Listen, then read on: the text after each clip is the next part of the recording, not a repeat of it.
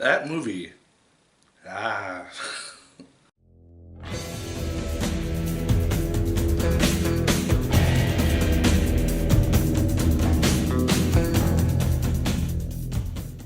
Hello once again, watchers of good movies. My name is Nick Pell and this is once again coming from my apartment. Now today we are going to be talking about the film Get Out. And this film is from the mind of Jordan Peele, partners with Kay and the Peele part of Kay and Peele. And he is the writer and director, I believe, of this film.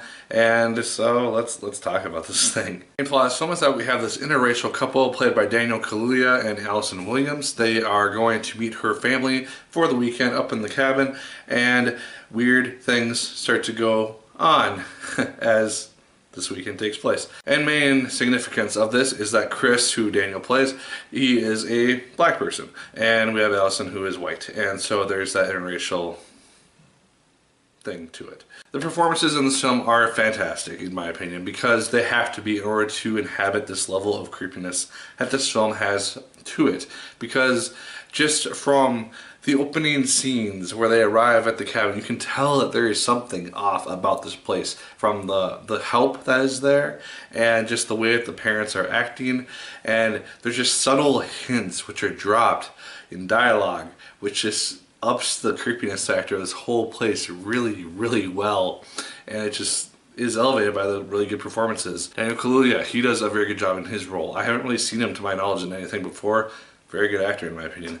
Allison Williams, also very good, very hot, very good. And I really enjoyed their chemistry together in this film as well, because during the first hour or so of the film, where you just see all this weird stuff happening and you don't really know what's going on behind the scenes, it just made for a really interesting movie, and I really enjoyed their chemistry together because it really felt like they were two people in a not fun situation to be in. And there's just this giant sense of mystery to this whole place as Chris starts to find other black people who have gone missing in that general area, and they're acting very, very strangely in his opinion, and there's just weird things which are going on, and the family is acting weird, like I said before.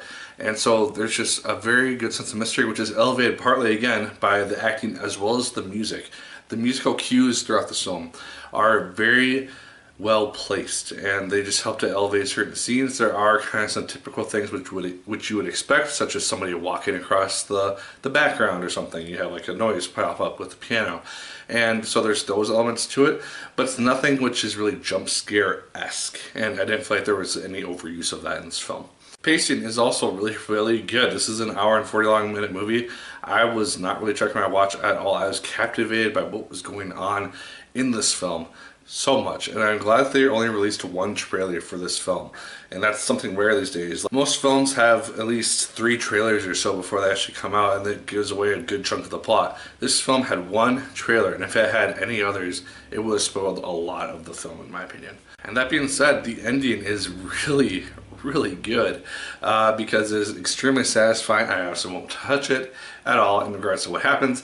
The last half hour, there's a twist, and I just love where it went. Some of the psychological elements didn't exactly line up for me, but I really enjoyed seeing how this thing played out. There's also a good sense of humor sprinkled in throughout the creepiness of this film. I was in a theater which was kind of talkative, which would normally bug me with a horror-esque film, but knowing that there are supposed to be comedic elements to this, I was able to let it just kind of work along with the film and allow the commentary to help to influence and help me experience the film in a much more different way than I would have otherwise. The only thing I can really say negative per se about the film is that the ending itself is a little bit rushed. Once everything gets going and stuff is happening, it just goes very, very, very quickly. There's not really any big build up to each confrontation.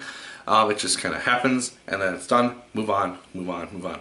And so it's just a very fast ending. It's wrapped up probably in the last 15 minutes or so, the whole film. So that was just a minor thing, but again, I found the ending to be really, really satisfying, and there's something to be said that by the fact that they didn't spend a lot of time just amping up these big confrontations which could have happened. Guys, as you probably heard by the 99% rating that it has on Rotten Tomatoes, Get Out is a really good movie.